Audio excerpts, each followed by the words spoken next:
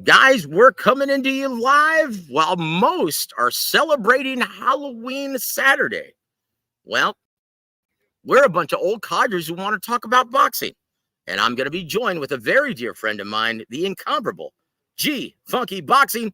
All this and more on the latest edition of War Week Boxing Chats.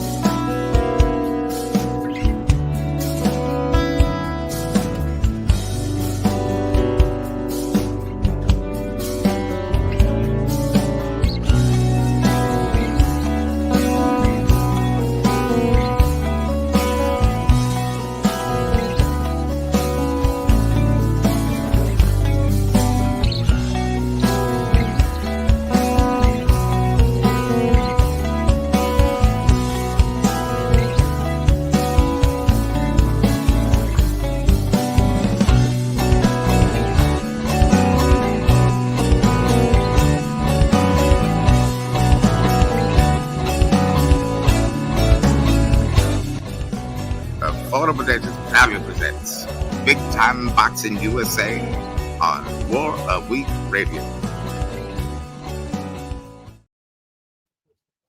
Guys, welcome. Happy Saturday, guys, to all of you. And if you're not out getting trashed, dressed in some kind of Halloween garb, that means you're joining us. Welcome, guys.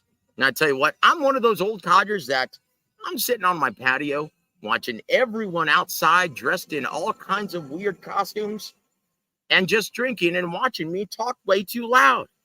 And I don't care. Yes, I'm that old. And guys, here to join in the festivities is the incomparable. Oh, dude, that's with Ruben Guerrero. G Funky Boxing. Woo! You know, Joseph, Jack Catterall is the most underrated fighter in the world. Jingo. Ooh, Oh, man. dude. Oh, Chihuahua. Well, look, he's underrated because no one gives a shit. How's that? And that's the reality, guys. Yep. Dude, you can't make this shit up. So once again, guys, we're going to talk all about, now congratulations nonetheless to Jack Catterall, who scored a wide UD12 against my brother, Regis PROGRAIS from Houston, Texas.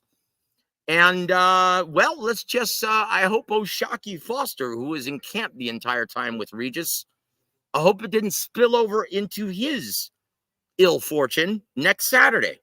He's got a date with Destiny over the guy with the high five right hand, Robson Conceição, right? Hey, Joe. So Yes, sir. you just said PROGRAIS from Houston, Texas, but Yep. Eddie Hearn gave him a homecoming fight. Where again? Oh, that's right, New Orleans. In Nolens, sucker. Look, guys. Look, nobody showed up. No one showed up because he's not from New Orleans. Just like Devin Haney isn't from San Fran, although they've been so starving for world-class boxing that they had a decent crowd, unlike Regis PROGRAIS. And once again, who did he pair him up with in his homecoming again? Oh, the stinker. A stinker, like Danielita Zorrilla. Yeah. Yep. And once again, and what did you say? I didn't know this because I'm not a whole lot on social media, but what did you say that Devin Haney fans are coming out of the woodwork trying to give him credit for this Jack Catterall victory? Yeah, man. This is what these fans do, man. When their favorite fighter beats someone or something like that, they'll come on and you see, this is why we need to give Devin Haney more credit for beating Regis. I'm like, no, he gets no credit for Jack Catterall beating Regis PROGRAIS. Okay, none. Well, look, guys, in reality, if Devin Haney fans are going to give credit to Devin Haney for the Jack Catterall victory, even though he's been sitting on the pine since he got his ass whooped by Ryan Garcia. Right? If they're going to give him credit, then you might want to look at the guy who created the supposed blueprint on exposing the severe deficiencies of one Regis Prograis, and that was Danielito Zorrillo, or Zorrilla, whatever his name is. I don't remember, the Puerto Rican, right? Who stunk out the joint. Boy, that is one hell of a homecoming. Dude, and Kevin Rooney Jr. I'm shocked. My brother Kevin Rooney couldn't even put together a layup for Regis. God, Now, I know. now, once again, to his defense, it was a last-minute opponent, right? Right. That was the whole reason why Danielito was thrust into that situation. But still, you couldn't find someone who could aggressively charge Regis. But let's just face it, guys. There's a reason why he was chosen by Eddie Hearn, Regis Prograis, to fight Devin Haney. Once again, Eddie Hearn, being the jackass that he is and the suck-up that he is, he put Regis Prograis, he was trying to suck up to Devin Haney, trying to get him back on contract. Because keep in mind, he was a free agent. So what is he doing? Pimping out fighters under contract with Matchroom Sports to try and appeal to a nobody like Devin Haney? Oh man, it's terrible. And then he had his nerve to sit there at the post-fight press conference and say, "Well, Regis had a mega fight with Devin Haney. Mega fight? Uh, the last time I checked, that fight did what? Less than 40,000 pay-per-view buys. Yeah, some mega fight, huh? Oh, ching out, dude. Look. Give me one event where Devin Haney has been on the A side, right? That has actually generated money for the network. Can't think of Give me one. one. No, Can't you think of can't. one. And why? Because Devin Haney's a jackass, and no one likes him. No one likes him except a handful of fans who don't spend any money. That's Yep, reality. And that's the that's the truth. guy. And that's the guy. That's the guy that Regis Prograis was pimping out Regis Prograis to Yes, it's try and sad. appeal to. It's And sad, this bro. and this guy and fans think that this guy is the best promoter in boxing. Yeah, don't you remember how and this is the thing I'll never understand about fans these days. They fanboy for a promoter, right? Yes, that's a thing that happens. And I remember these matchroom freaks that are out there on social media were as happy as a sissy in a dick tree when they Yeah, signed Regis Prograde. All right. Like they were gonna like he was gonna turn him into a star or something.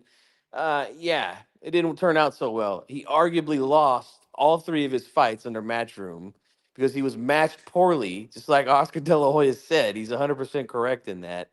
And you hit the nail around the head, Joe. He favored a guy like Devin Haney, who was a free agent, over his own guy who was signed to Matchroom and Regis Prograis in that fight. Just, I mean, the guy now is you clueless in the U.S. you market. yeah, you've got to be a special kind of scumbag to do something like that. Now, once again, could you imagine Bob Arum doing that? Pimping out one of your own guys. Now, once again, Bob Arum did the same thing, but he wasn't pimping him out. He paid Devin Haney a shit ton of money, almost $5 million, to fight his man, Vasil Lomachenko, because he genuinely believed that Vasil Lomachenko could whoop his ass and bring the titles home to ESPN. Yeah. And it almost worked out that way, Mm-hmm. but it didn't. And was he interested in doing business with Devin Haney after that? Fuck no. No, You didn't not for want to that touch kind him of with a money. 10-foot pole. Yep. And once again, this is what kind of suck up Eddie Hearn is.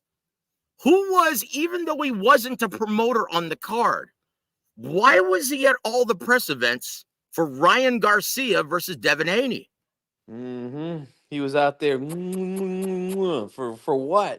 You know? Yep. And I tell you what, he cursed him. He cursed him. Dude, I'm telling you, I truly believe that the Eddie Hearn jinx is legit. And and I talked about this on my Thursday night show. He very well may have done the same exact thing to Tyson Fury. Ooh.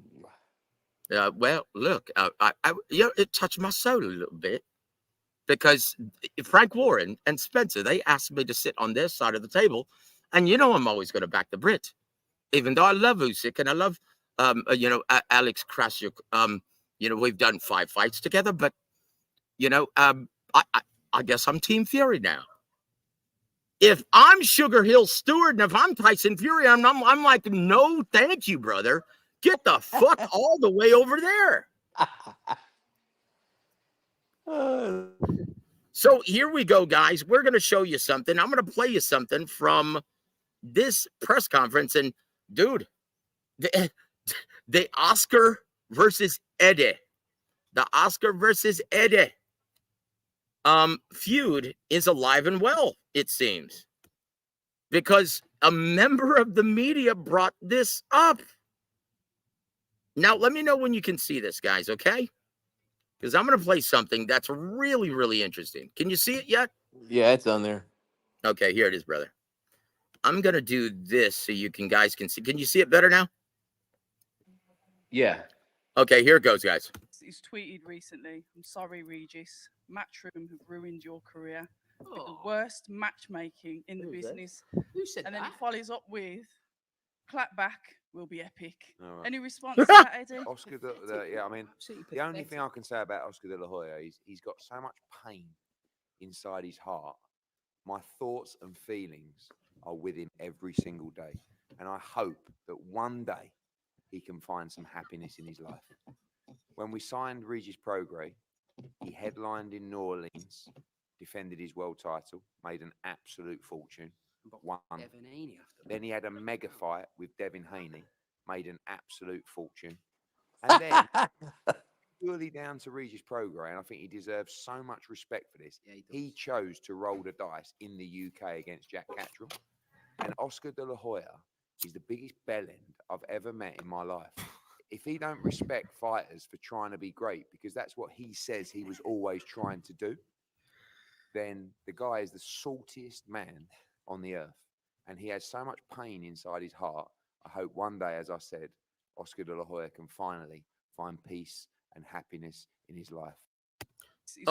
Okay, so I'm going to stop this right now. G Funky, did you hear Eddie Hearn refute any of the things that Oscar De La Hoya just said? Nope, not one thing. Just a bunch of garbage and overblowing things, which is what promoters do, But no, he did not refute anything. And why is that, G Funky? Because Oscar simply told the truth. And guess what? We're the guys who are going to point it out to you.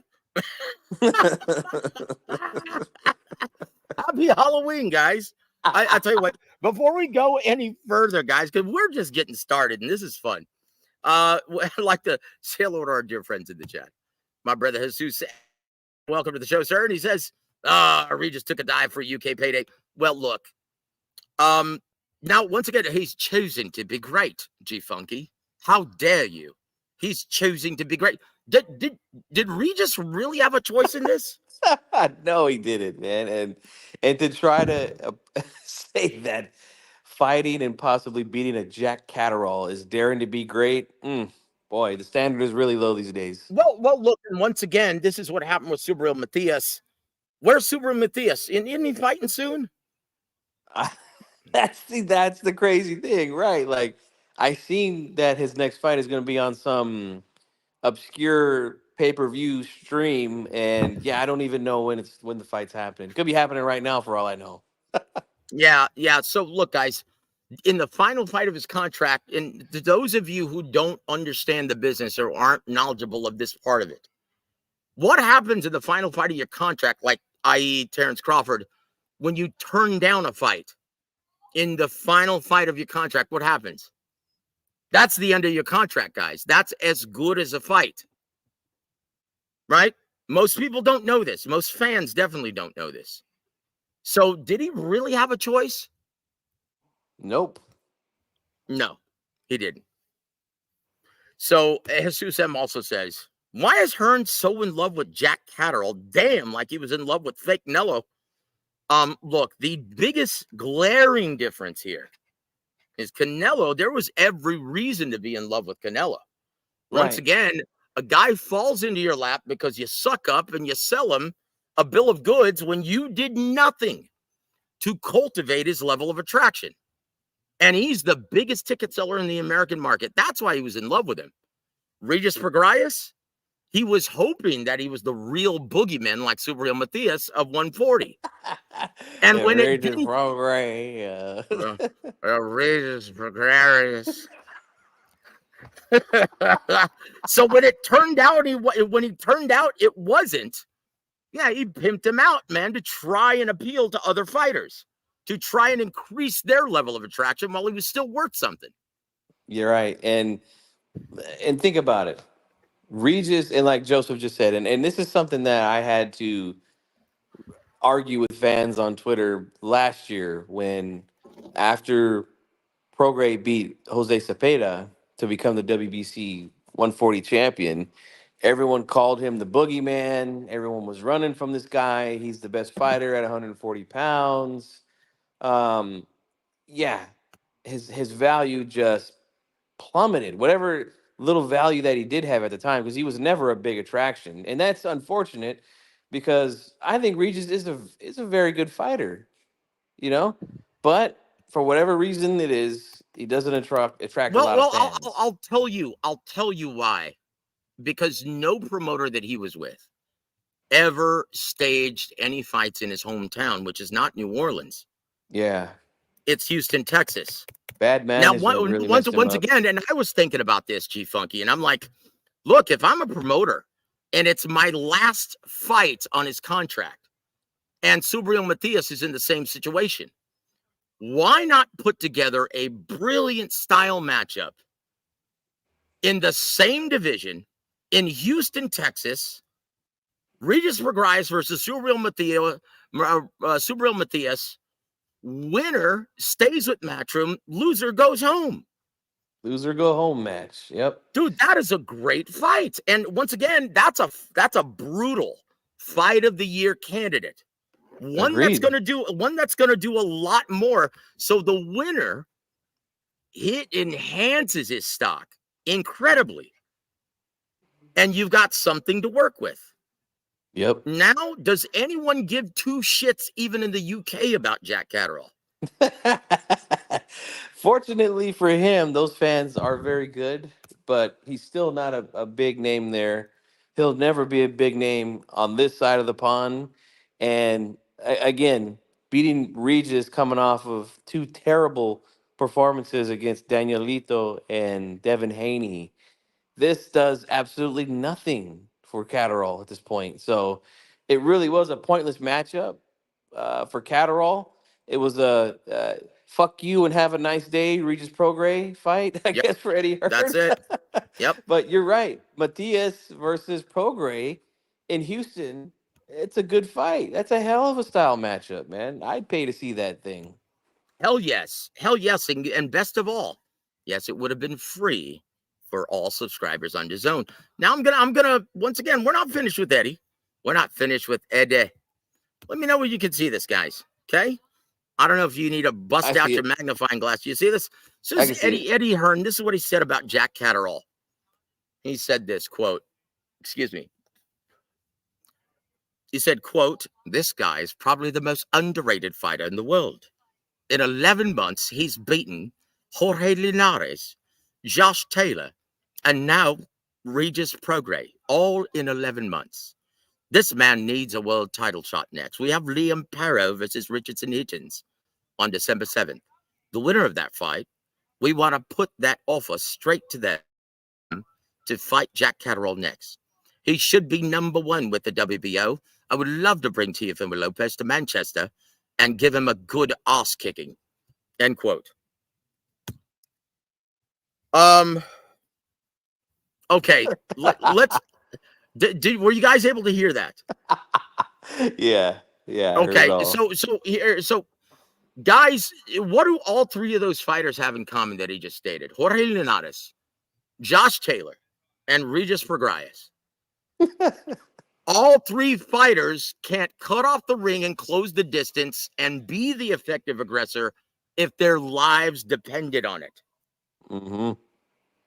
And he's trying to tout Jack Catterall as the next best thing since sliced bread when he couldn't sell out my living room on a Saturday night.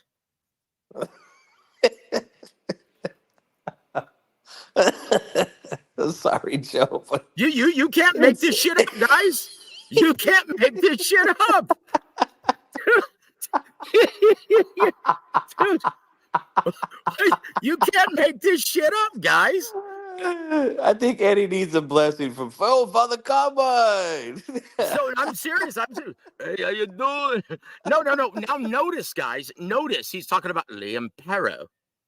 And he never once mentioned Jack Catterall's name with Subriel Matias when he had the title.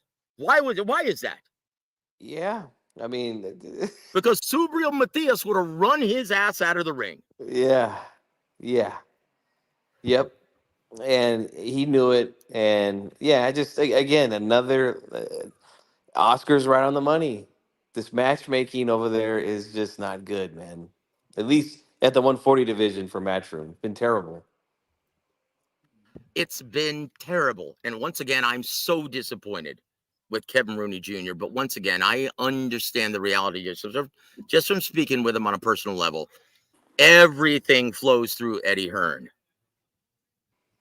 So, like, you know where Bob Arum, he and Todd DeBuff, Carl Moretti, all of those guys, in Brad Goodman we trust. That's their ideology at the Top Rank offices in Las Vegas. Right? But that's not the case with Matchroom USA. Apparently, even though Kevin Rooney, an American, grew up around boxing with his dad, one of the best trainers in boxing for 20 years, the architect, along with Customato, of Mike Tyson, Vinny Paz, resurrected his career. And you mean to tell me that Kevin Rooney doesn't know what the fuck he's doing in the American market? Yeah, it's tough, man. And look at what they built, one of the biggest names in boxing history, in Iron Mike Tyson. Yep. You think they would have the pulse, man, but right now it's not looking like it, man. Look, and Kevin Rooney Jr., once again, this is a guy who got his start in the front office, being the PR guy, and this is where I first met him, for Lou DiBella Entertainment. Do you realize that they got Sergio Martinez when no one wanted to have anything to do with him and turned him into a superstar? Right? And you mean to tell me Kevin Rooney doesn't know what he's doing? No, this is all Eddie Hearn, guys. Make no mistake about it. This is Eddie Hearn. Who else is he going to fuck up in the American market? November 9th is coming up, guys. Mm-hmm. Oh, my gosh. And why on earth? Now they're talking about, well, look, Virgil Ortiz with Boots Ennis. The Sheik really loves that fight. So why the hell are you keeping him at 147 for no money in a fight that no one gives a shit about, and it's going to make him look bad again? Including Matchroom USA. They got outbid for the first bid on a shit matchup by the IBF. Unbelievable. Yeah. And look, the Philly fans aren't stupid. That's why they reduced the capacity to only 8,000 tickets sold. Indeed. And that's why they put Bam Rodriguez in the co-main event. Yeah. Once again, you've got his best fighter in the stable, arguably. He's in everyone's top 5 pound for pound. Bam Rodriguez, right? At least in everyone's top 6. And he's on Boots Ennis's co-main event fighting in Philly. A beaner fighting in Philly? Dude, you can't make this shit up. Why isn't he in San Antonio? Tell him, Joe. One of the healthiest markets in America. And you haven't brought him here since he kicked the shit out of Sor Rungvisai. In a spectacular performance. Yeah. That was when everyone woke up and said, wow, yeah, this guy's for real. And he hasn't been in the Alamo City since. One of the healthiest markets. Once again, guys, we will be staging South Park Boxing and AAA Promotions on November 23rd. We'll have a club show that'll sell more tickets than Regis PROGRAIS' homecoming in New Orleans. That's the truth too. Yep. Dude, I think what was it for the El Gallo Estrada fight, or was it the Sonny Edwards fight that only sold 4,000 like tickets. 4,000 tickets in Phoenix, Arizona? Yep. Yeah, Dude, terrible he location. would have sold more than 4,000 tickets the first day they went on sale in San Antonio. Yeah, I said it. Yeah, no doubt about it. Oh, guys. So once again, Eddie, brother, hand over some of the matchmaking duties to Kevin Rooney Jr. and let him do his fucking job. Okay? Please. And please get a clue. Because and once again, dude, it's like, talk about terrible fan takes. I got into it on social media, one of the few times I was on social media, with a Boots fan that's saying that, oh, Eddie's just bringing Bam Rodriguez on to give him some exposure. Really? Because everyone I talked to within the business, including Jesse Rodriguez's dad, as well as Robert Garcia, who I spoke to a couple weeks ago about this, he said, yeah, man, it's because they want people to watch. Yep. That's the only reason why Bam's on this card. Who the fuck wants to watch Jerron Boots Ennis versus Karen, whatchamacallit? Nobody Karen wants to see that. Chewbacca. Karen Yeah. Chewbacca. Dude, that Yeah. first fight was so bad. I think I'd rather spend 36 minutes watching my grass grow. That shit was terrible. And who the Yeah. fuck wants to watch it again? Nobody. And once again, guys, I boycotted this fight. I didn't see a minute of it. I had to find out from my brother Adam Lopez what happened. Because I told you guys what was going to happen. And was I wrong? No, I wasn't. And I hate being right when I know it's going to be bad for the health of the sport or for fighters who I really, really like. And I was right yet again. And why? Why, G Funky? Because we're in this business, guys. And this is why we have this show, is to point out these things that are not good for the health of the sport.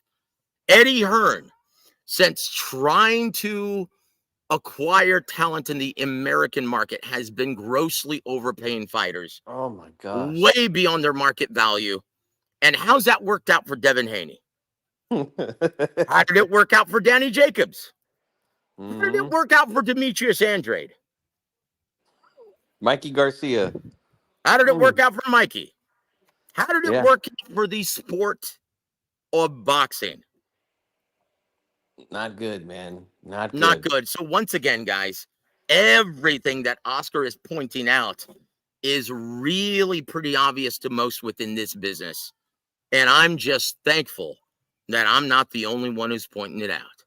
And you know Congratulations. So clap back Saturday, baby, as far as I'm concerned. And you know what, man? The thing is, Oscar learned from your mentor in Don Chargan. He knows this. Like once how again, to build fighters, man. And these guys, that's right. And again, these guys, these fans who don't know jack shit, just stick to being a fan, because this sport that has become fringe here in the United States market desperately needs names, desperately needs stars. You don't build them by putting them in tough every fucking fight. That's not how it gets done, man. Look at Tim Zhu, poor guy who was a big attraction over in Australia. His career might be done as well. Like, because they matched him tough back to back. Can't do that, man. You're gonna kill these guys' career. You're gonna shorten their careers, man. You got to get them in there and make them look spectacular. Get the fans excited, and that's how you build fighters, man. Like, these guys don't know a fucking thing. These fans that complain, "Oh, we need the best fighting the best every fight." No, you don't know jack shit. These guys are gonna, their flame is gonna blow out quick. You do that. In the immortal words of Eddie Futch, they'll have a short but glorious career. Now, do you realize how much money and how much effort is involved in building these fighters to this level of attraction? Too Takes much years, money. guys. Yeah. Takes years. And so for a sport that makes its bones off of promoting individual talent, unlike UFC, who promotes their brand, it's rinse and repeat, and they couldn't give two shits about the individual talent. No. But I'm beginning to think that that's exactly what we should do, Yeah, it seems like because that. this isn't working. Once again, the fighters in the American market, I can't say anything bad about other markets because it's still really healthy everywhere else. But in the American market, just look, we get Teofimo Lopez, delusional weirdo. we get Devin Haney. We get Shakur Stevenson, who now thinks he's Floyd Mayweather Jr. and is worth that much money, demanding $5 million for Joe Cordina. And then we get Tank Davis now, Oh, who can't fight in Houston because he wants too much damn money. So now unbelievable. PBC has no choice but to put this in Vegas. And I'm not convinced it's going to happen, guys. Yeah. Because who's going to be running the ship if something happens to Al Heyman? And once again, guys, like him or not, please keep Al Heyman in your prayers. He's not doing well. Once again, he's still having complications with his stroke. Yeah. Not good. So let's once again say hello to our dear friends in the chat. Hey, Treetop Boxing, welcome back to the show, sir. And he says, who pimped out Jared Anderson to the Saudis? That was his own damn fault. Himself. Yeah. Once again, in Brad we trust. That's what they believe in. Brad Goodman was the first one who pointed this out. I got this straight from Bruce Trampler, saying that no, we do not. We are not okay with this fight. Jared thought he knew better. They threw a bunch of money at him, and there it is. That's why his trainer, longtime trainer, didn't want to have anything to do with this fight. Everyone told Jared Anderson, no, do this on your own because you're not going to have our endorsement or okay. They didn't. They knew he wasn't ready, man, to step up like that. And again, this is what good promoters, good matchmakers know about their fighter when he's ready to go in with the big boys. They knew it. Jared didn't know it. He wanted to take the money, and you saw what happened. Yep, there it is, guys. There it is. Oh, Joseph S., welcome to the show, sir. Tia Female, Duck Barbosa. Who is Steve Claggett? Exactly. Didn't we just mention Teofimo in with that group of prima donna bitches who have tanked their careers? Like Teofimo Lopez, he's become an afterthought before he's ever been anything. Yep. He had it made on ESPN. Mainstream endorsements were knocking at his door, and what did he do? Yep. Yeah, he thought he knew better than the guys at Top Rank. And what did he do? What happened? He lost the belt to the worst undisputed champion since Buster Douglas, George Kambosos Jr. That's the only reason why Devin Haney became undisputed. Yep. Believe that, guys. So once again, I don't know what the point is. Are you guys butthurt because I'm making fun of Eddie Hearn? Is that it? Maybe. I told you how these fans are, man. They fanboy for promoters. Like it just doesn't make sense to me, man. It doesn't. I'll never understand that as long as I live. Dude, has he ever even sent you a Christmas card or anything? What has he done? Ching Yao. What has he done here? My brother Bruce, Gas Boxing Jazz and more. Joe, I watched The Substance. Oh boy. Now, once again, I would love to have spoiler talk and talk all about this. If you'd like to disclose, I want to get your thoughts, but I'm not sure everyone has seen this. So I am currently putting together a spoiler video for my new channel, Movie Reviews and Trailers, and it'll be up on Monday. So you guys have until Monday to watch this movie. And then we're going to talk all about it. But Bruce, I want to get your thoughts. What did you think of the grotesque third act? And could you believe what you were seeing? And I want to say It was shocking. Yeah. I want to say something to Bruce. Last week he had a WWE trivia show that he was doing over there. Oh, dude, I would Um, have loved to have been a yeah, part of that. I showed up late, man. I showed up, I think, about halfway through the questions, but nonetheless, man, I had a great time. A lot of you guys know I love wrestling. My pro wrestling is one of my favorite things to watch, and I had a great time, man. Shout out to Bruce, man. That was fun. Oh, dude, Bruce, always a great ambassador. And now that I know you love movies, I'm expecting you to subscribe to my new channel, my friend. I would love to feature you also so we can chop it up and talk about movies sometime in the near future. Khalid, welcome to the show, sir. It's good to see you, brother. Happy faux Halloween, I guess. And he says, yeah, American fighters are delusional, man. That's an understatement, my friend. Toby Bartlett, welcome to the show, sir. And happy Sunday to you, my friend. Thank you for joining us. Danny Drew, welcome to the show, sir. Good to see you, my friend. The Western Europeans slowly taking over boxing. Well, they will. Look, if you're a fan of UK boxing, you've got to be worried now that Anthony Joshua got his ass whooped and is probably going to get his ass whooped again in February. He's jumping right back into the lion's den. Oh, wait a minute. Eddie Hearn is talking about, well, no. Tyson Fury, yeah. Win or lose, we might fight. Like, why is he having that much care and didn't give two shits about Regis? Well, it's obvious. One guy is a massive ticket seller and the face of boxing in the UK market. That's why. Yep. But look, if Tyson Fury loses, what is the future of UK boxing? Let's just face it, guys. Anthony Joshua and Tyson Fury, they really put UK boxing on the map over the last 7-8 years. What's going to happen when they retire? Hey, And let Connor me tell Ben, you, baby. Anthony. Connor Ben. Oh, Chingao. Oh, hey, how about Chris Eubank? No. He's a boxer. Never mind. We can't even mention him, right? He's with Ben Shalom. Shit. Oh, shit. So seriously, what is to come of UK boxing if Fury loses? What is it going to be? What is it going to be? What's going to happen? Is Jack Catterall going to become the most underrated fighter in boxing? Is it going to But become the new face of the UK? But one thing we have to say, Joe, is those UK fans are great, man. Mm-hmm. Whoever it is, they'll get behind them. They'll support them. They Pound don't for care if pound, they don't. Yeah, the they don't care. best. Yep, they're the best, man. I'll tell you what, if American fight fans were even 25% as awesome as the UK, then you know what? We might have a healthy sport in this country still. Yep. And Because let's face it, guys. And once again, we're not singling out anyone on this chat.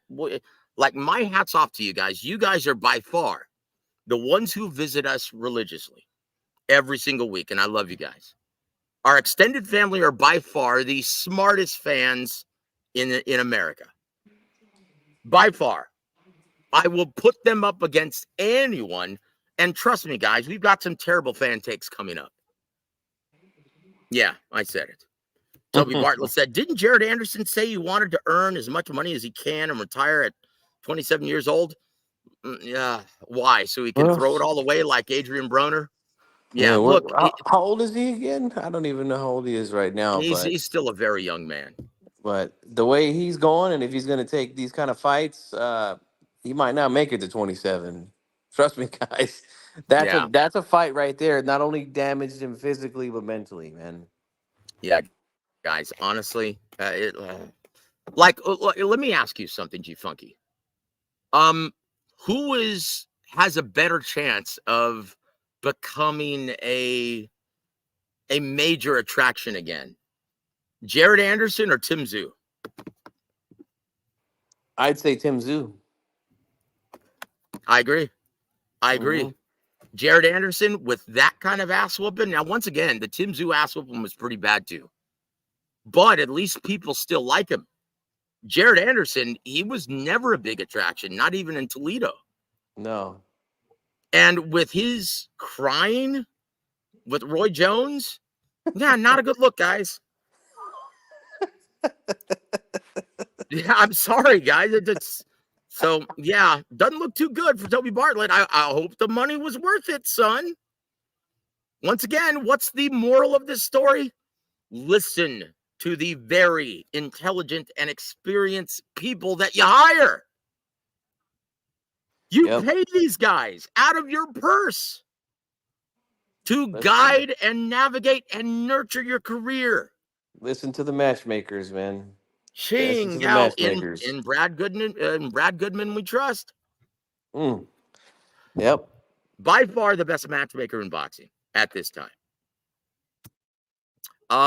Khalid, he also says, yeah, AJ Dubois again in February. Yep. From what the Sheik wants. Now, once again, Matchroom Eddie Hearn may talk a good game, but if the Sheik wants something, he's going to suck his ass. Let's just be honest, guys. He is going to get down on one knee and pucker up and kiss the Sheik's ass.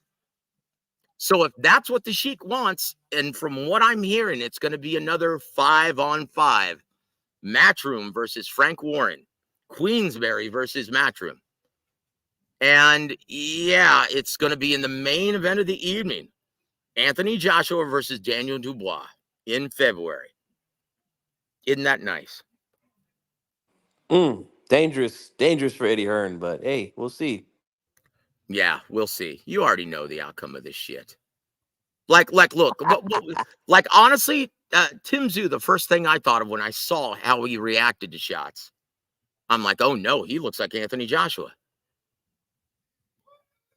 Yeah, so look, guys, the chances of him beating a supremely confident version of Daniel Dubois, and once again, that's why I picked the upset guys, because I saw a very focused and Daniel Dubois going into this fight.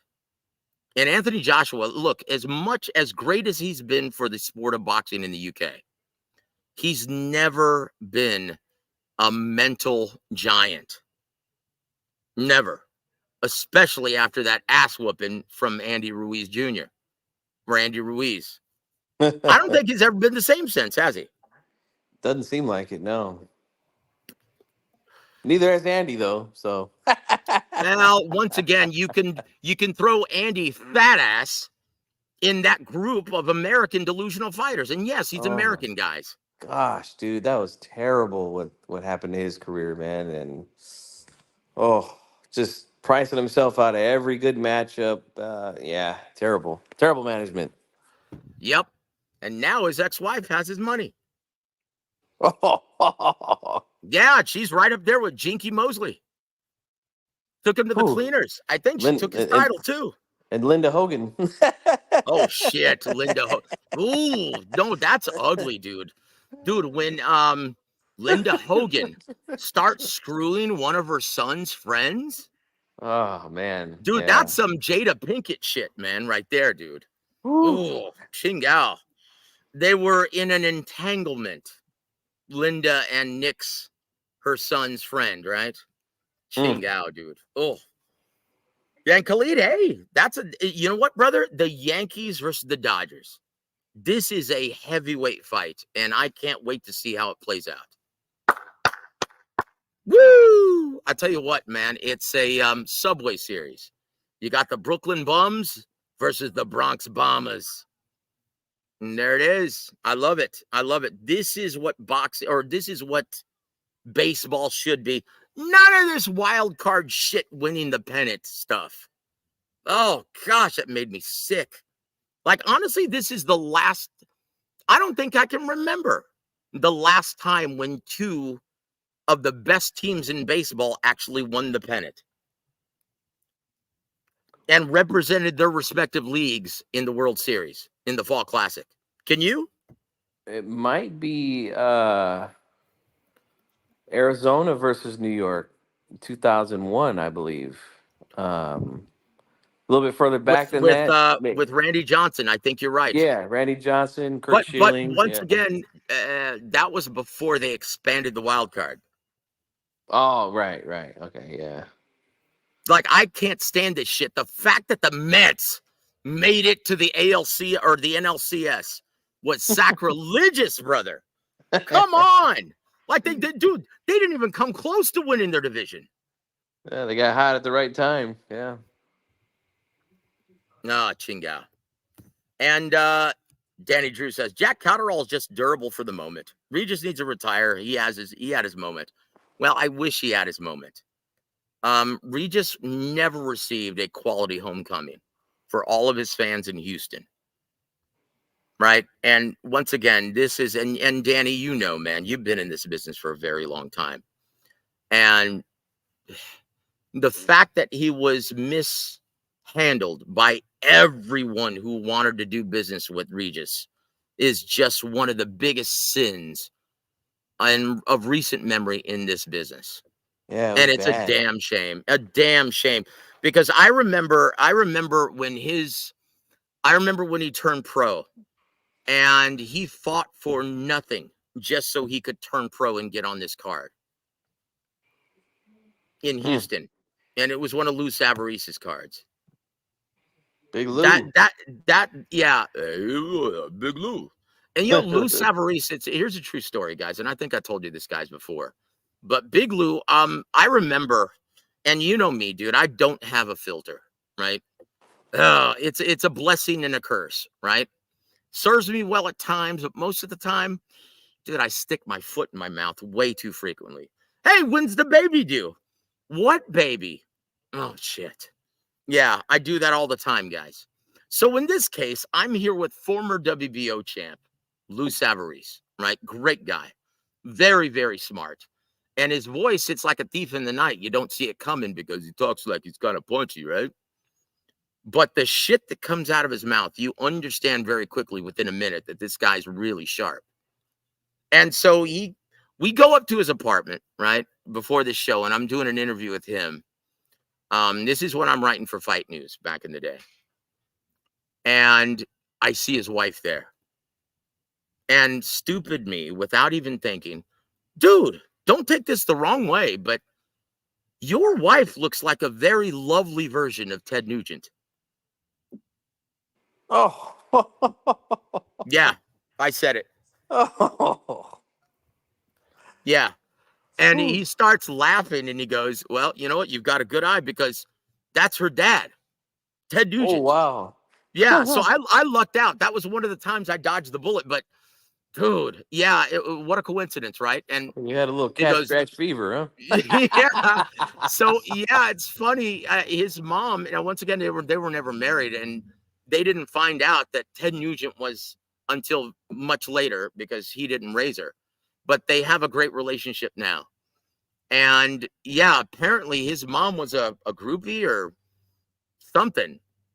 And yeah, they had here's another story, music trivia, when you're bringing up guys who have groupies, right?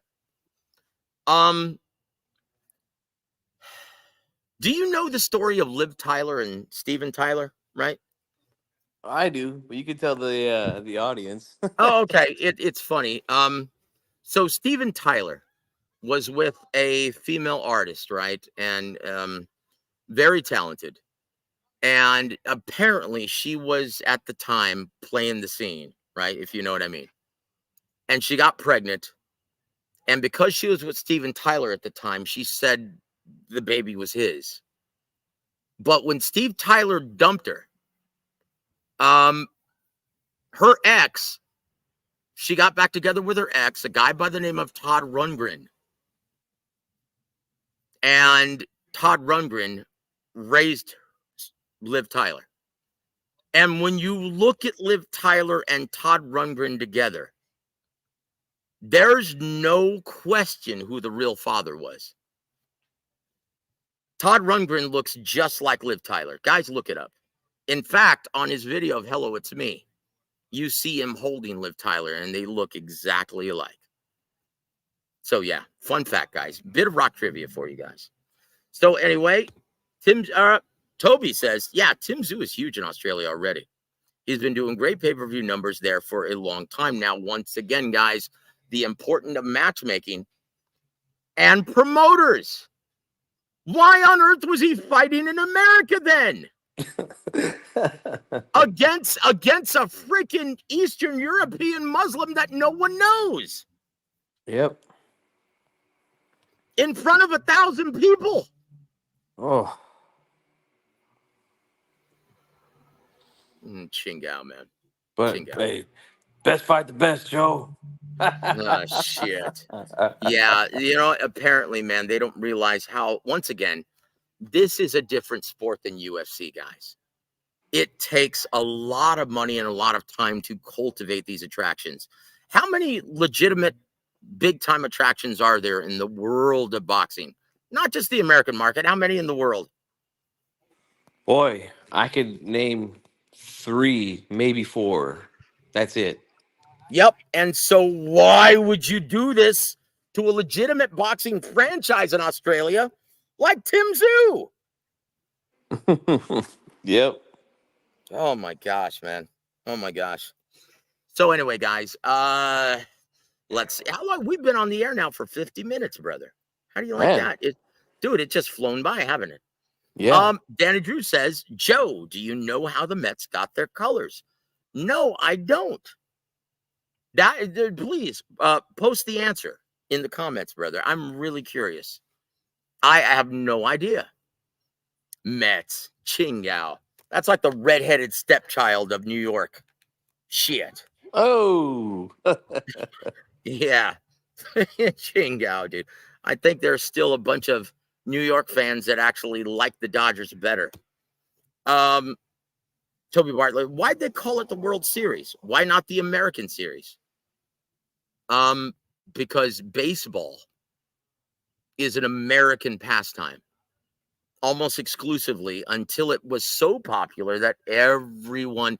Now, keep in mind, guys, 100 years ago, it was America's pastime. It was neck and neck with boxing, the 2 most popular pastimes in the United States. And one is still thriving. The other one, holy shit, has become a fringe pastime, a niche pastime, which no one gives 2 shits about.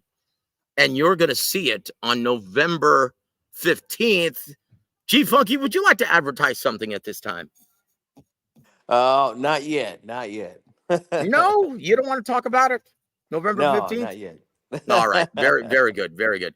Danny Drew says Bobby Benton is his trainer. Bobby never had a fight. Well, in the amateurs, he had a lot of them. And it's funny, speaking of Lou Savarese, Bobby Benton's first training assignment was with Big Lou Savarese. There you go. Boxing learner, welcome to the show, sir. Yeah. Rougarou should retire. Yeah, unfortunately. Yeah, he's Well, kind of well, said that post-fight. So well, look, it wouldn't. Oh, hold on, man. I just saw this because I know, G Funky, you're there with a beautiful woman, and we're on borrowed time with you, aren't we? yes, sir. Eat your heart out, dudes. So, Adam, if you're still on the air, my friend, I know you're nice and liquored up from he was at a Halloween party tonight. That's why we didn't go live earlier. But yeah, click the link if you can speak coherently, my friend. I love you, brother. Ted Nugent to jerk. Yeah, but he can play that fucking guitar, man. Right? Yeah, Tim Zhu leaving off his daddy's coattails. Well, he was doing great until he wasn't. Here it goes. When the New York Giants left and the Brooklyn Dodgers left for California, the Mets took their colors when they started. And wow, that's interesting. That makes a lot of sense. Blue and orange. I would have never thought of that. Wow. Yeah. Very good. Learn something new every day. Thank you, Danny. We appreciate you being here, my friend. Were the tickets for Zoo versus Murtazaliev really selling for $1? Yes, they were. Hey, Joe. Yes, sir. You know, in the '80s when the Mets won in '86, you know why they called them the Amazing Mets? Because of the Curse of the Bambino? I don't know. Because they're Oh, no, no, no. amazing. That's right. That is awesome. Because they're amazing. Dude, that you got me again, man. Dude, gosh, why do I always fall for that, dude? I tell you what, Toby, and thank you, man. And look, I'm gonna say this, guys. I think Adam, along with G Funky, along with James Bell, I think Adam has been an awesome addition to Warwick Boxing. Don't you guys think? Like, honestly, Adam is so funny, man, and he doesn't Yeah. even try to be. Montekia is great, man. Montekia is, yeah, he's a bar of gold, man. We love Montekia on this show. So thank you for saying that, Toby. God bless you, my friend. That's amazing, dude. I never knew that. But I tell you what, hey, do you want to do one terrible fan take, G Funky? Let's do it, man. All right, buddy. Oh, chinga. Here we go. And of course, this is care of our dear friends from the boxing store or boxing. What the hell is they call themselves? What is it Let called? me ask you something. Yeah, that's them. That's them. Let me ask you. Yep, that's them. Okay, here it is. Oh shit, this is bad. Hold on, I can't even see where to turn this up. Oh, here it is. I think I've already done this one. Let me pick one more, man. My apologies. This is these are bad, dude. These are really bad. Hold on, guys. Oh shit, these are bad, dude. Oh, here it comes. All right. We'll get Adam's take on here as well. I know he's in the queue. Hold on, let me cue this up. Speaking of which, hold on, guys. Let me cue this up. My apologies for it taking so damn long, but I want you to hear from this idiot. Oh my gosh, dude, it's shocking, actually. Hold on, Adam. We're right there, buddy. Hold on. Oh my gosh, this is bad. Oh shit. Dude. Adam, Montekia, is that Oh. you, brother? Woo. Holy shit, is that Montekia? Montekia, is that you, brother? Uh-oh, he's not saying anything. I don't think it's Montekia. Uh-oh. Let me remove it. Google, how are you, brother? Good to see you, my friend. What's up, man? Good evening. How are you guys doing? Good of you to Good. join us, my brother.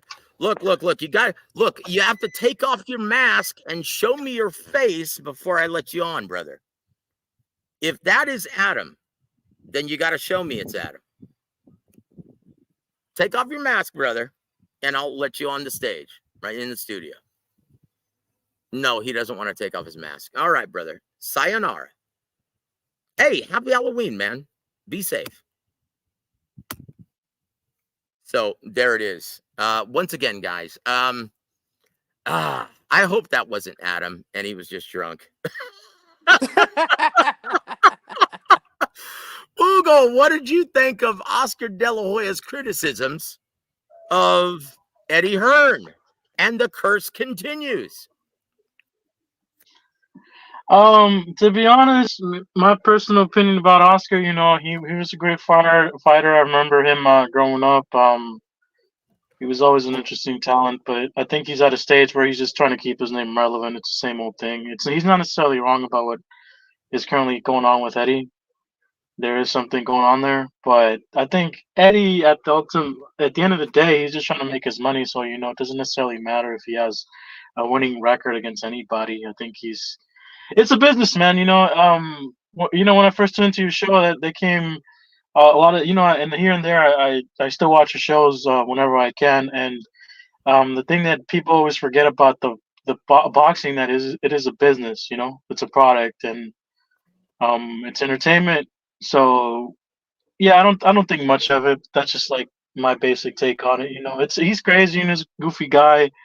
He's kind of out of his rocker, but I would expect that from a guy that's that was talented and has a crap ton of money. So Hey, this comes with the territory. I tell you this, man. I tell you this. Those clapback Thursdays have become so popular, man. Even my Yeah. wife looks forward to them every Thursday, man. It's it's been great, you know. All right, guys, are you ready?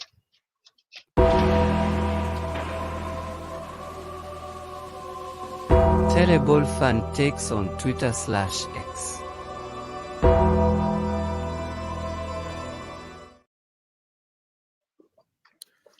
Yes, isn't that great? The greatest Kenyan accent anyone has ever done, ever. So I just texted Adam. He's not responding, so I don't know if that was him or not. But look who's here for Halloween. And I Oh wish he'd God. take off that god ugly mask, don't you? Ching out, dude. Oh my gosh, dude. Dude, once again, I used to say this joke all the time when he first came on the scene.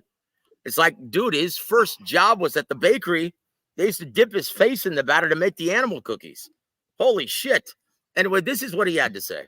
Business and you calling them a bitch when you're broke as fuck. And we don't say that. But what I learned that men were bitches that were broke, that didn't go out and get no money and complain about everybody else for the reason why they didn't have any money. He said, you sound like a bitch. Why don't you have it? Why didn't you get the belt? Why didn't you do those things? And I go for Keyshawn, that you're all the same age. Why didn't you do it? See, that sounds like a bitch to me. But I'm not calling him a bitch. Like I said, it sounds like a bitch or a bitch move. And all the people, they're like, and I'm telling you, I'm saying this, they never been to jail. Wait a minute. Oh my God. Like that's What, something to brag about. Jesus oh my Christ. gosh, dude. Hold on. I'm going to play this from the beginning, guys. That Okay? getting in other people's business and calling them bitches and all that, like Blair Cobb, you know what I mean? Like, what do you get out of getting in somebody else's business and you calling them a bitch when you're broke as fuck? And we don't say that. But where I learned that men were bitches that were broke, that didn't go out and get no money and complain about everybody else for the reason why they didn't have any money. He said, you sound like a Okay. That's enough. That's That's enough. more than enough. Adam just texted me back and he said, no, that wasn't him. That was, Some troll. yeah, some troll, man. So anyway, I'm glad I didn't let him on. Thanks be to God. But look. G, since we know you're on borrowed time here and it's the witching hour for you, brother, we'll give you first dibs on Devin Haney now. For people who are seemingly, I guess, interested in calling out Devin Haney, he's talking down to them.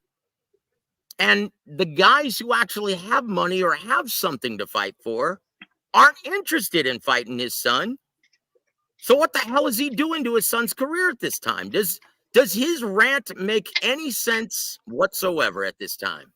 No, it certainly doesn't. And yeah, people aren't looking at these guys the same after this lawsuit that they filed against Ryan Garcia.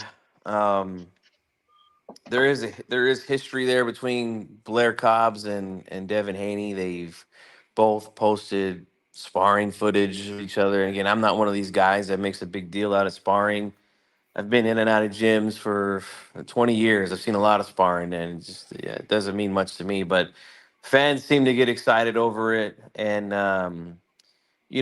Blair is looking for a fight. He's looking for a big fight. He just beat Adrian Broner for whatever that's worth.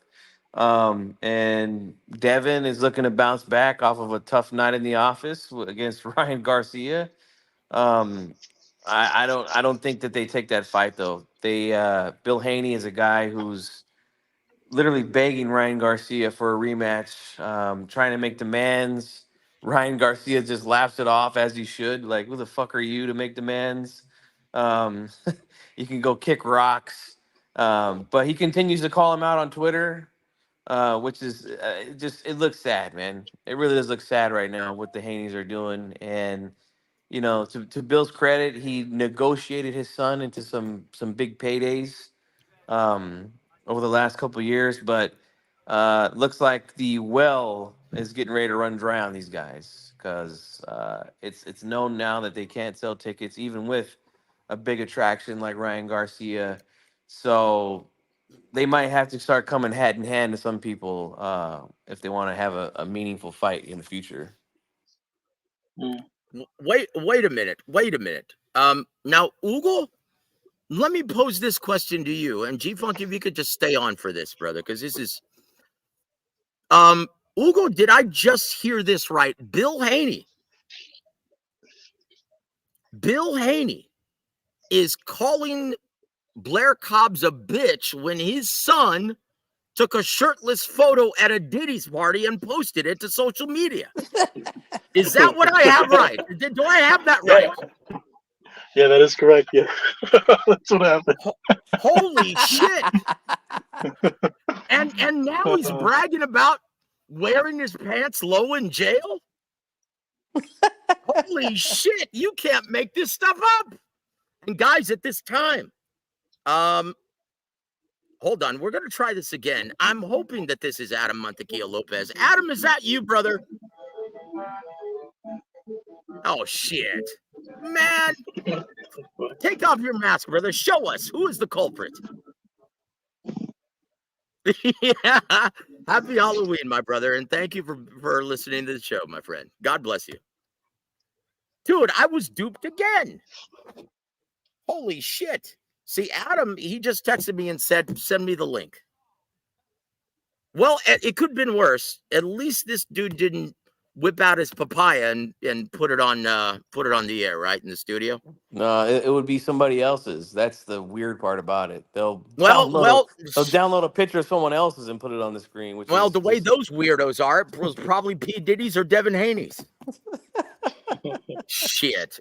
Now, once again, this is career suicide. We're looking at this, right? We're looking at career suicide here, guys. Because realistically, what options do they have? And if they want a rematch with Ryan Garcia, boy, they need a new tactic. I would suggest getting down on one knee and kissing Ryan's ass, or at least sending him a nice Christmas card with a couple of Ben Franklins in it or something. You know, something that the old school used to do, right? So, G-Funk, you're a fan of mob movies. Like, really, what did they used to do to pay homage or tribute to the bosses? Yeah, kiss the ring, man. Kiss the damn ring is what these guys That's gotta it. do. That's it. So honestly, Ugo, who would you be interested in seeing, or are you interested in seeing Devin Haney fight at all?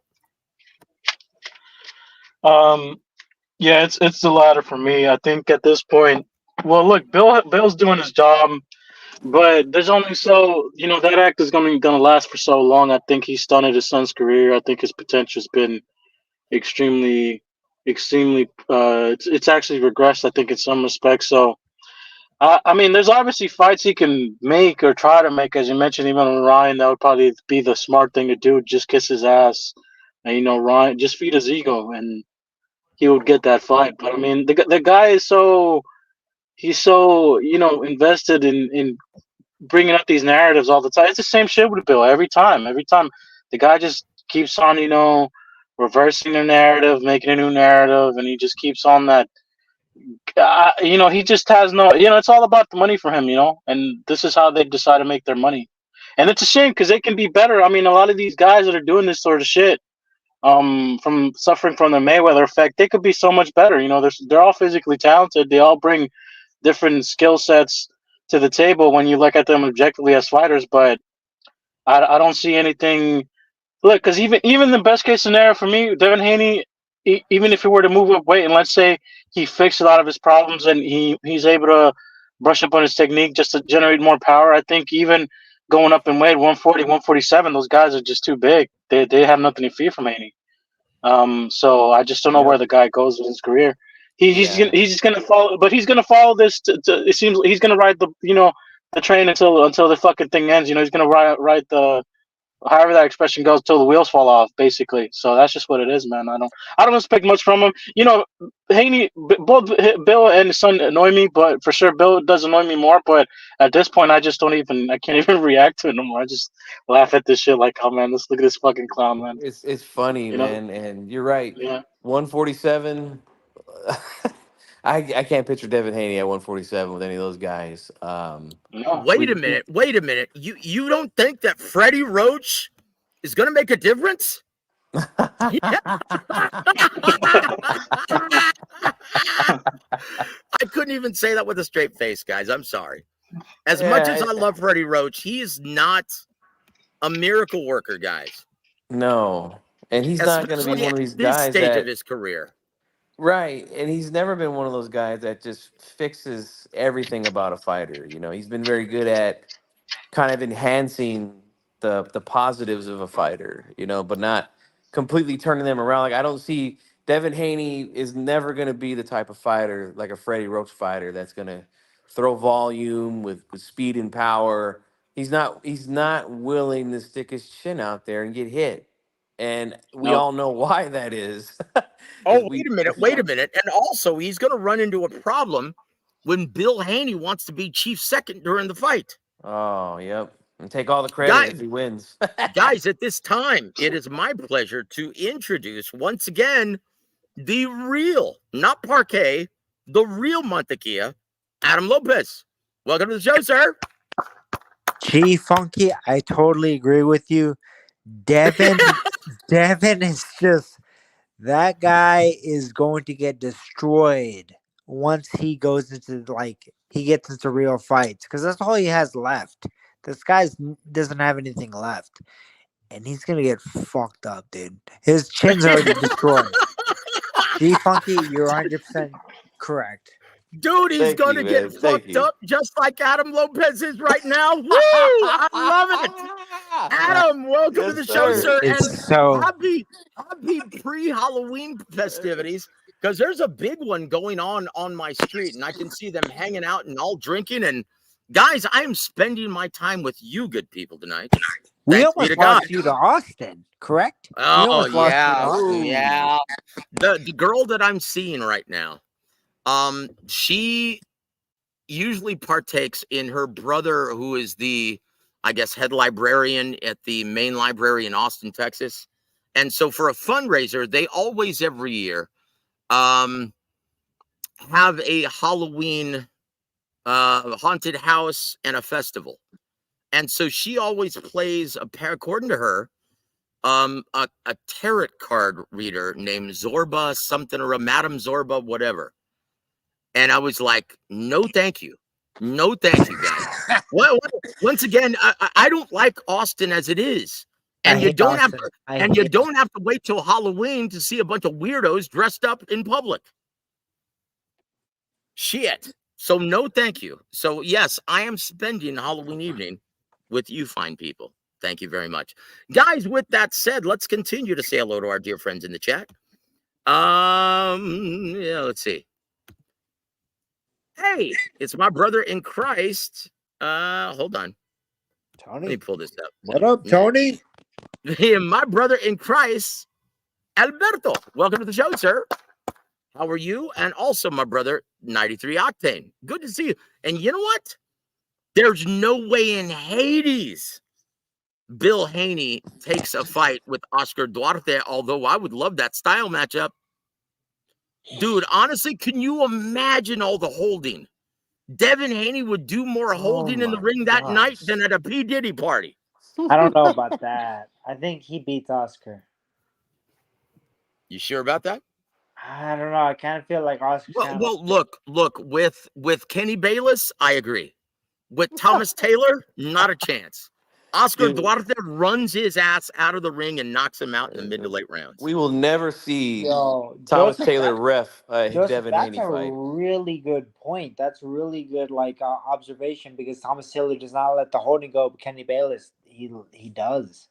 Yeah, dude. Like, once again, I wouldn't be surprised if Kenny Bayless were at a couple Diddy parties.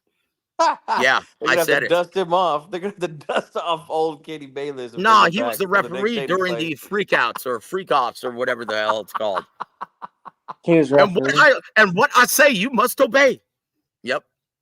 Yeah. There it is. And there it is. Danny Drew, he says Devin Haney going to end up being an opponent if he stays in the game any longer. I think he's almost there. He's almost there. Dude, he already is a fucking opponent. What are you talking about? Like once again, is he? Does he have a title? Ugo? Does he you have know, a title? You know what? I was being nice. You're right, Joseph. I was being nice. Well, hey, You're brother, right. I Hey, was Adam. waiting. Go ahead. Adam, you were being nice and you're feeling nice. I love it. Woo! Guys, can you Yo, hear G this? Funky, let's talk about Boogie Nights. I forgot about some good ass quotes. I forgot some good ass quotes about Boogie Nights. Hold on, hey, Adam. I'm ready Hold to on. shoot the scene. All right. hold on, Adam. Just okay. I'm a star. I'm a superstar. No, Okay, now listen to this. Listen to I this. Are you forgot ready about for the this? best quote with G Funky. I was like, "Yo, this isn't a hole in the wall. This is Roller Girl. This is."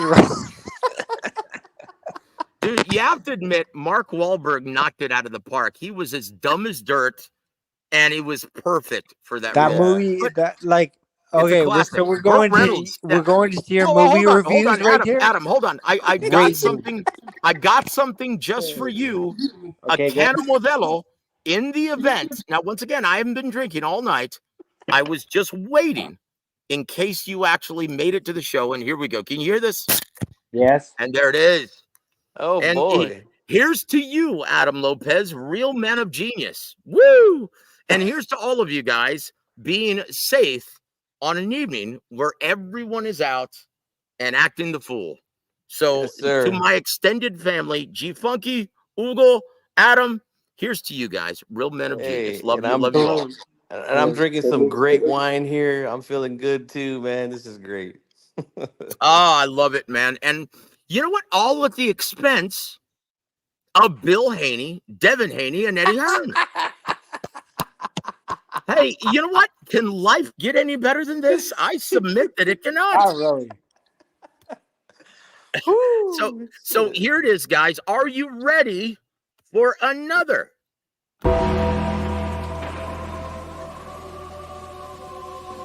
Terrible fan takes on Twitter/X.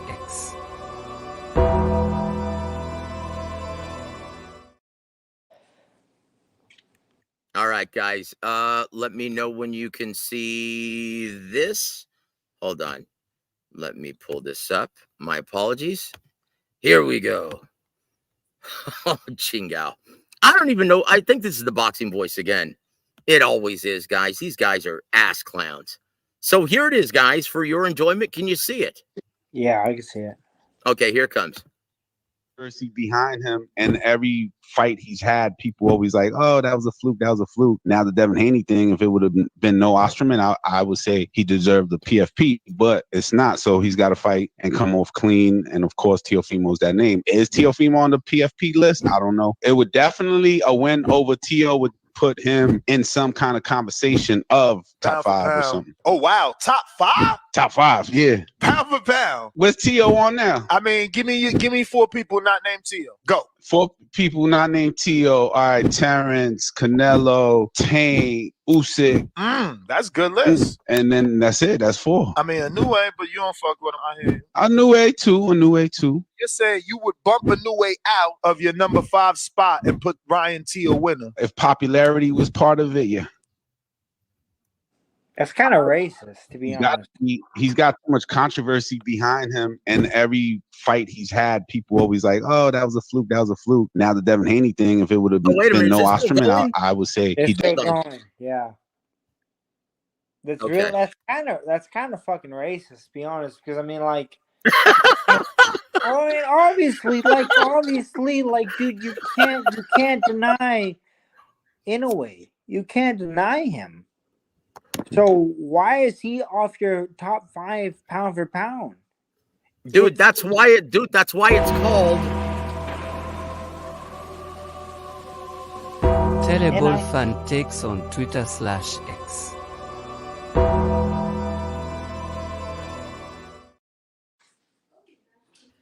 I just had to play that again, guys. The bad. But look, that's shut up. And that's why it's called a terrible fan take, guys. And this is so bad. Where's Beterbiev in all of this?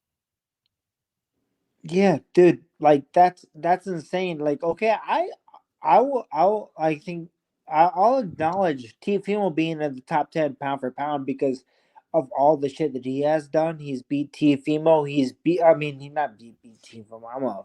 I'm already like 15 beers deep.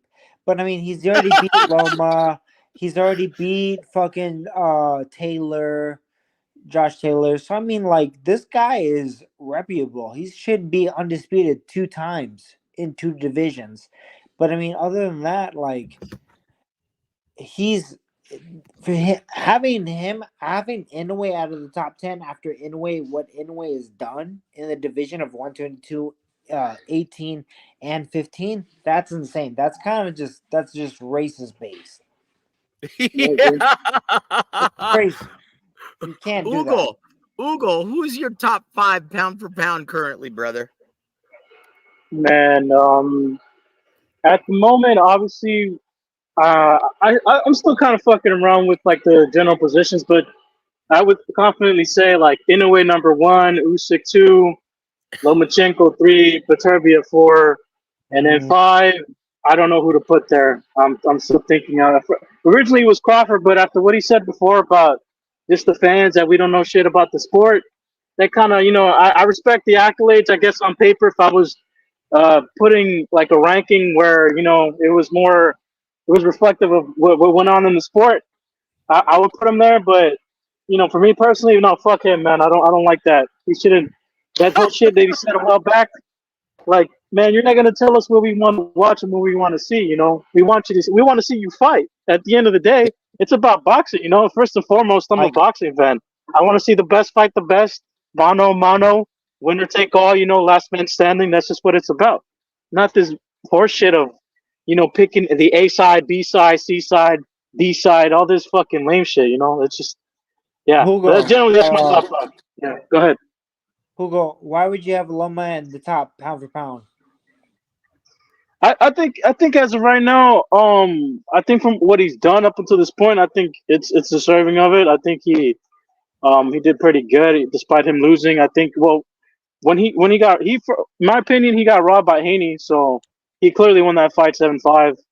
I think he was generally robbed from that opportunity. I think would have been huge at the time. It would have extended his career. Now we're looking at it at the downturn of his career.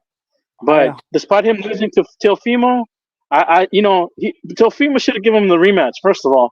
So that being said, yeah, he should have. But that being said, he's still a legendary fighter. He's a great fighter. He had amazing footwork, amazing angles, amazing speed, very very high IQ. So I still have him up there despite him not moving and fighting anymore. Okay, guys. Here's a question, and once again, we usually don't talk about pound for pound rankings because let's just face it, they don't mean shit, and they're just like assholes. Everyone has one, right? And they're all different to a different set of criterion, right? So here's a decent pound for pound question though.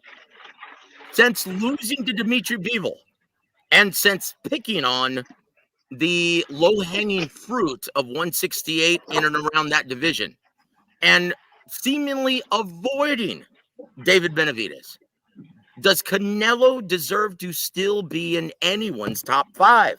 Yes. Explain, Adam. I explain because the resume, dude. The resume, and guess what? He still takes very competitive fights. He fought Bivol last year or the year before. I don't fucking know, dude. Like, I'm fucked up right now. I don't know. Look, his last 3 fights, his last 4 fights. John Ryder. His whole career, though. Hold on. Listen. John Ryder, Gennady Golovkin, Jaime Munguia, a 72-year-old Gennady Golovkin, Jaime Munguia, who just went life or death with Sergey Derevyanchenko. Yeah. And then Edgar Hamburger Langa. And you still think he deserves to be in everyone's top 5? Yes. Really? Yeah. I still believe he deserves to be in the top 5. He went the distance with Mayweather. He beat everybody else. He drew with Triple G. He beat Triple G. He beat Triple G again. He beat You Munguia. don't believe that. I You don't. don't believe that. I don't believe. I So don't what believe the hell are you he beat him the saying? first. No, I don't believe him the first time, and I don't believe he beat him the second time either. I get that. Yes, I know that. But on the paper, that's what's given to us. Correct. I'll tell you what's given to us on paper, and for the cost of $90, horse shit fights. Exactly. I mean, Now, once again, if he doesn't fight the best of the division, I don't give a shit what your resume looks like. You're the biggest earner in sports, in boxing. So what that means that's a is that very everyone and their mother is lining up to fight you. And he yeah. picks the low-hanging fruit, and he prices himself out of the fight that everyone wants him to fight. Yeah, but you can't say that Bevo was the whole. Well, you kind of can. You kind of can. You can. You're right, Joseph. I was about to say you can't say that beef was a low hanging fruit, but add a better beef. Yeah, he is a low hanging fruit. Correct. Yep. Look. Yeah. Once again, guys, he had a choice. He had a choice. He didn't have to fight Bevel. He could have fought Berturbiev. He chose Bevel. That was a voluntary fight. He chose Bevel. And why? Because he He's a thought he low could hanging win. fruit. Yeah, he thought out of the 175s that I can fight, that's the best guy I can fight. And guess Yep. what? It didn't turn out. Didn't turn out the best for him. But guess what? He did accept that challenge. He took that challenge. I can't knock him for not taking that challenge. Well, look, when Bevel was the favorite in a potential rematch that was discussed, he didn't want any part of it. Let's just be honest, guys. He doesn't want any fights in which he's not going to be favored. And you want to stick him in the top 5 pound for pound? I Shit. think I think he still belongs to the top 5 pound for pound because of the resume, though. That's the thing. All right, here, I'm going to bring up 93 Octane's comments.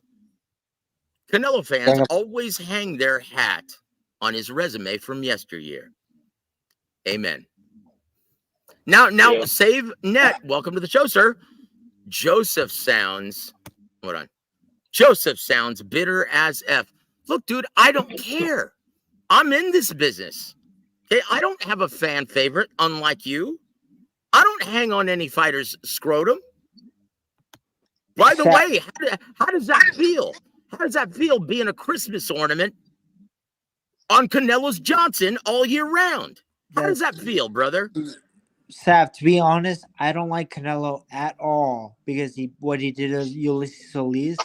But other than that, I can't deny everything he's done in the ring. So I'm just calling it like I see it, to be honest. No, but and that's all right. I really don't like him at all. This is all opinion-based garble, right? And once again, this is why I don't ever talk about pound for pound, because look, you can pick anyone's resume apart, even Floyd Mayweather Jr.'s, right? You can sit there and nitpick, and let's just face it, and the reason why I don't like talking about pound for pound most of the time, because when you look at resumes are contingent upon opportunities received and are largely contingent on your earning power as well as what promoter you're signed with.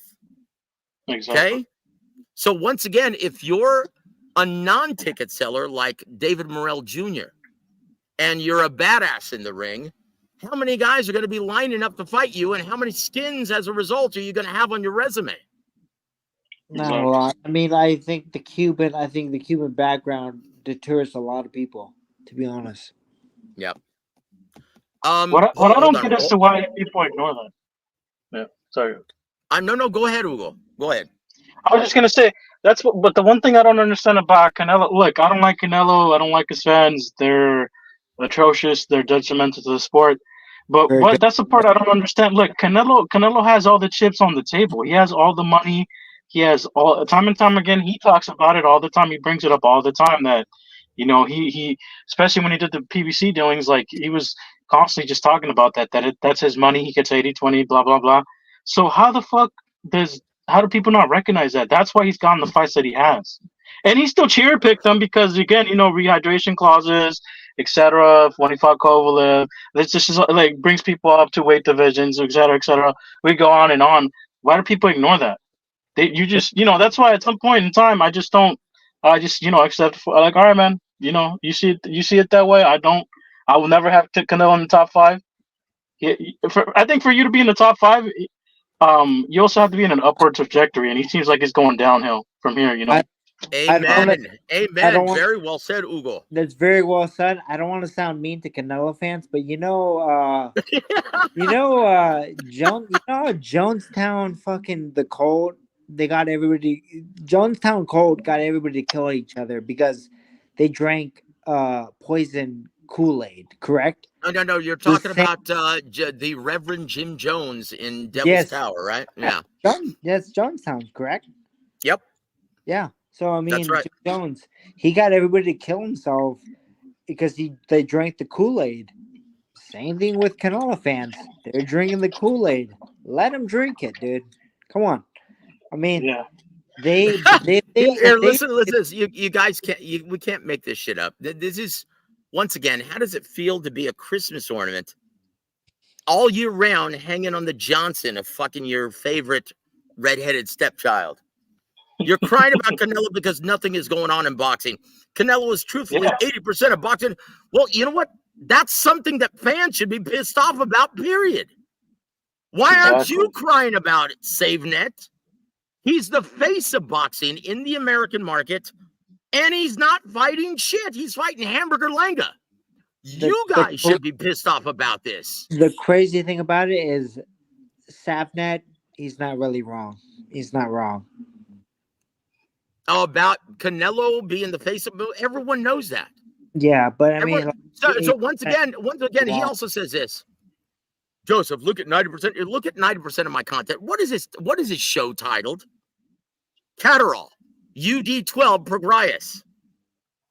What was the great overwhelming majority of our show?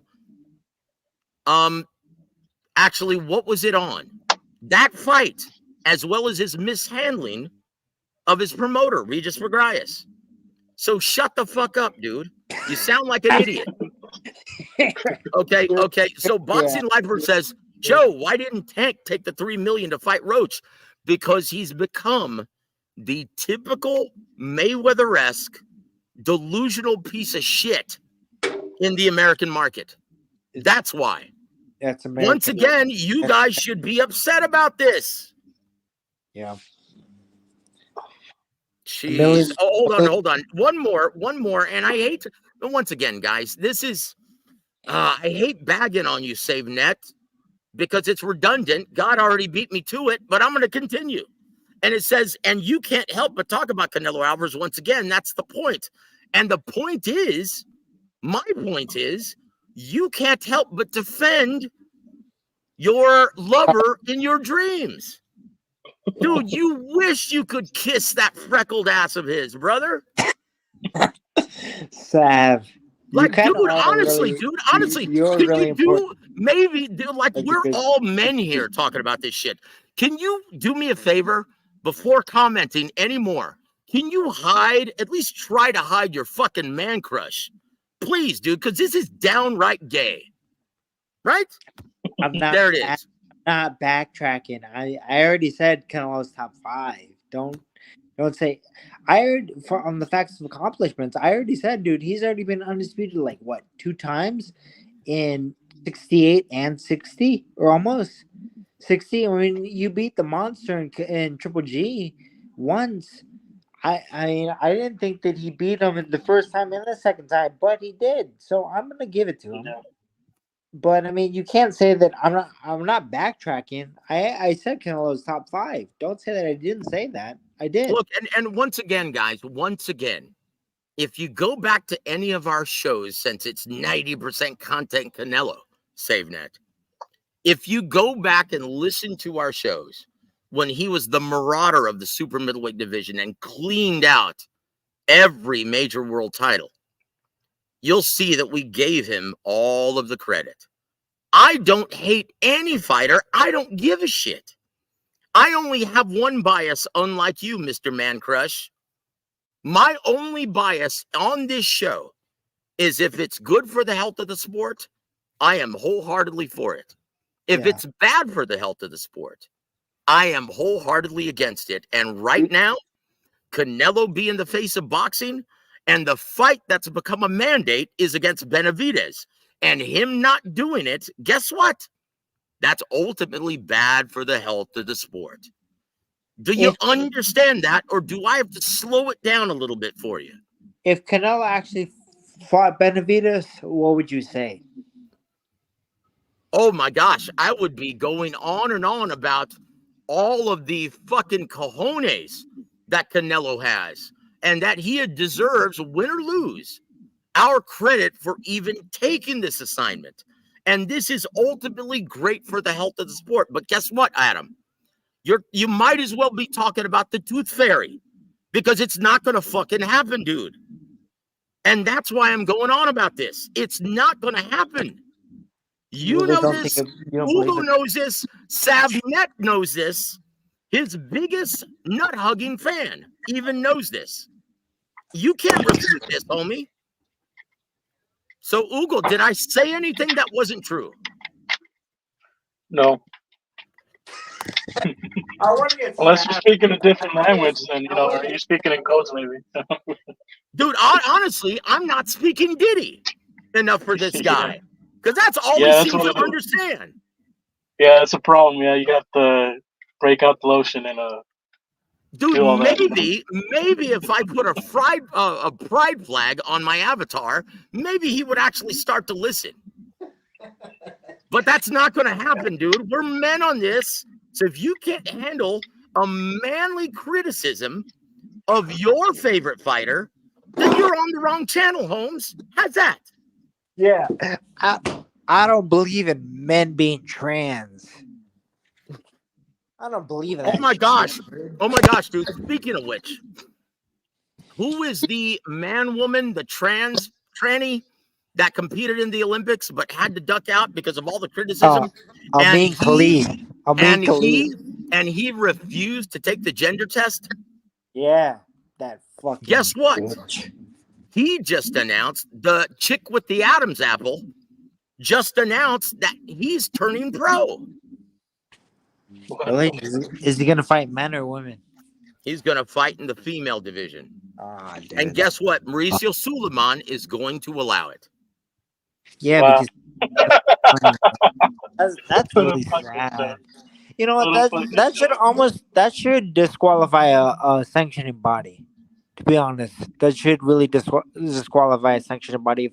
If what you're saying is real, that should disqualify a sanctioning body, because it's like you can't tell between a man and a woman, and it's in sports, like where we can tell. And it's a contact sport, so the variables are they're a lot more. They're a lot more when it comes to just the body mass and like the kinetic potential to your punches, and exactly what it's detrimental. It's like almost extremely damaging. But contact sports are hard as it is, but imagine them fighting at a lesser advantage when it comes to just being there in the ring. Man, that's crazy. Did any of you guys watch him fight in the Olympics against the women? No, look. After the opening ceremony, I didn't watch 1 second of the Olympics. Because you told me that you said after what I saw in the Olympics and what they did with the Last Supper, you said I didn't watch one bit of it. I was done. Nope. Nope, not 1 second. And guys, before we're going to spend, Adam, do you have another 20 minutes, brother? Dude, I have another like 5 beers left. Yes, that's what I like to hear, man. So, guys, we're going to at the tail end of the show, I want all of you guys to join me in prayer, and I have a final prophetic message from the Holy Spirit before this election, guys. So if you're Christians, and I strongly urge all of you guys to hang on, okay, to hear that part. But we're not finished talking about boxing. Hawker Mustang, welcome to the show, sir. He says, I'm not a huge fan, but Canelo does have the better resume than Crawford. Once again, guys, I'm going to repeat this again. Resumes. The reason why I don't like talking about pound for pound. Can you hear them yelling next door? Holy shit. Someone is trying to sing some bad karaoke. Anyway, guys, the reason why I don't, they sound like ass, dude. Anyway, the reason why I don't like talking about, the reason why I don't like talking about pound for pound is because resumes, they're solely contingent. Your quality of resume is solely contingent on your ability to sell tickets and what promoter you're aligned with. That's why I don't like talking about resumes. So to bring up Crawford and try to compare who's a non-ticket seller compared to Canelo. Look at his last pay-per-view for evidence, right? The only pay-per-view that actually made anyone any money was one aligned with an attraction like Errol Spence Jr. You give me another pay-per-view that actually made money for Top Rank or anyone else. I'll wait. Once again, guys, if you're as bad as Terrence Crawford, who's a bad dude, one of the best fighters in boxing, bar none, and if you can't sell out my living room on a Saturday night, then yeah, you're not going to have the best resume. You're not going to have a lot of skins on that resume. So you can't say that, guys. You can't say that. Once again, Toby Bartlett has the beat. Iman Khalif in English means I'm man called Keith. I mean, Woo! Oh, Chingao. Oh, shut up, Adam. Dude, whenever I've Adam on a show and he's feeling good, dude, we always get demonetized, dude. Always. Dude, we might as well just start singing karaoke at this point, because guess what? It's hard to get taken off, correct? Yep, it is, because I just started talking about Iman Khalif. A man. That's a no-no. And I just made fun of a gay Canelo fan. Yep, there it is. I just got flagged, brother. Oh, stop, dude. Sav is not gay. I like Sav a lot. He brings up good points. He is a trooper. This guy is a fan of Canelo. You know what? I'm gonna speak real of Canelo. I don't like Canelo, but I will respect him. I will respect him. No. You look. Once again, guys, I have a lot of respect for the face of boxing in the American market. I do. I have a lot of respect for Canelo, but he doesn't. That wasn't my argument. I'm saying he doesn't deserve to be in anyone's top 5 at this time. That's all I said. And then Savnet got butthurt. Like I just made fun of his mother. Oh, shit, I did something worse. Hold on. I did something worse than made fun of his mother. I made fun of Canelo. And I wasn't even making fun of him. I just pointed out the obvious, that he's avoiding Benavidez and depriving the fans of the fight that's pretty much become a mandate in the American market. Ugo, did I say anything that wasn't true? No, you did not. So once again, hey, you know what? Hey, Sav, why don't you reach out to Canelo and tell him that we just found his next opponent. Iman Khalif is turning pro. Woo!